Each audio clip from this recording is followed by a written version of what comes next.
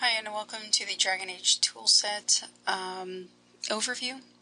I'm going to be looking at, very briefly looking at the toolset and showing you around. So the first thing that you'll notice is that it looks a lot like Neverwinter Nights 2. It has a palette window on the right side, an object inspector, and these things are similar to Neverwinter Nights 2 toolset if you've used that before. So the first thing that I think we should look at would be the area creation. So if you go up in a new module, you should have already made a new module by now, and you go up and to new and you go down to level. You can create a room level or a terrain level, and I'll just show you terrain real quickly and then I'll show you a room. So the default settings are fine for now. And then you can pan around by holding the middle mouse wheel down. And if you look up at the top, we can deform the area just like in Neverwinter Nights 2, make some mountains and things like that. And then you can also make plateaus, flatten things out, because you want to have, it's got a very similar walk mesh sort of situation. So we can turn on the walk meshes here. Well, it's not really a walk mesh, but it shows you where you cannot walk and where you can walk. So if you're making this as an area, if you wanted somebody to walk up here, you would have to fix all of this to make it so that these things are connected and that there's an actual walkable path. Similar to Neverwinter Nights 2, you can also paint the terrain by going up to the top and selecting this brown paintbrush, and it brings up a material palette. You can select any of these and you can use them in combinations. So if you just use the default, this is just putting some dirt down. Here are some cobblestones that are put down, and you can change the opacity and the radius and enable noise and all sorts of things. You can also combine them so they overlap, and you can get a couple different looks out of it when you use them in different opacities and overlap them.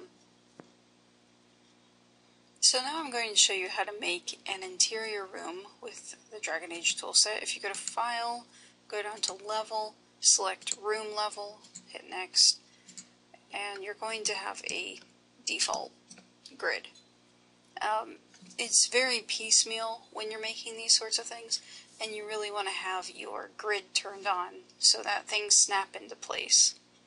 So if you go up to the top and you click on this little magnet, you can just check to make sure that your grid options are all turned on. They should be by default. Now when you make a new area, you want to go and make a new room. And then you want to rename your room over in the Object Inspector. We'll call this just Main Room. And you can change other things about the room, such as, the weather, the atmospheric fog. Well, not really the weather, that would be for an exterior room. And you can also change the sunlight, which would be if you had windows and such. So we'll just leave that all at the default.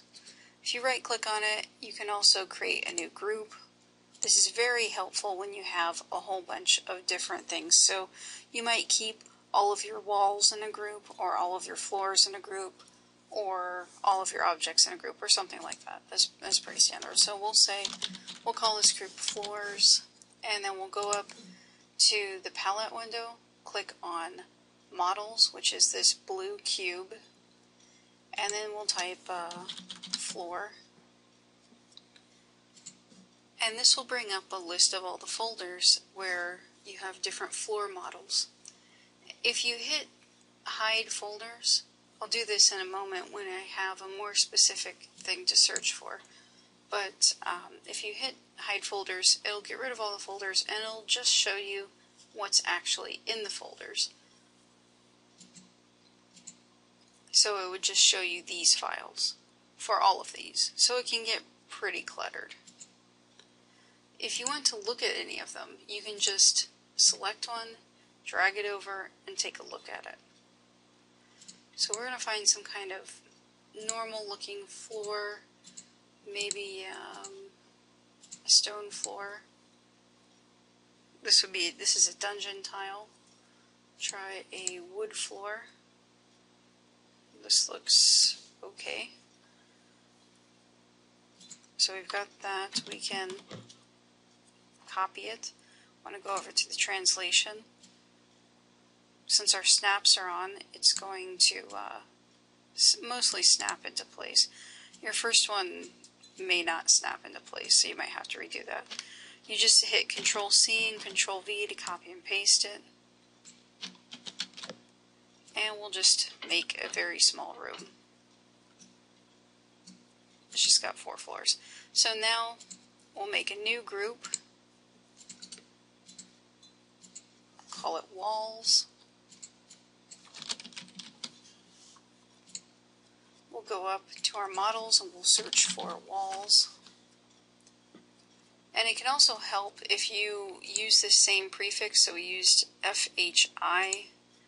If we look for FHI walls, see if we can find something that might look similar. You can mix and match. Sometimes they work, and sometimes there are some that don't look so great together. So here's a fireplace.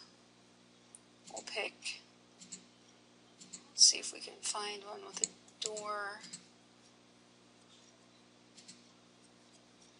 We'll just spin that around.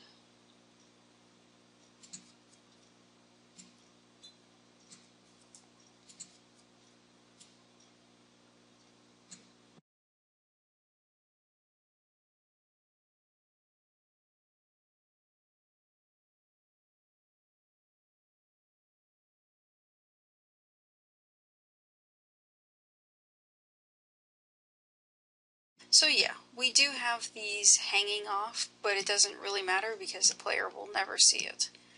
So here's our area.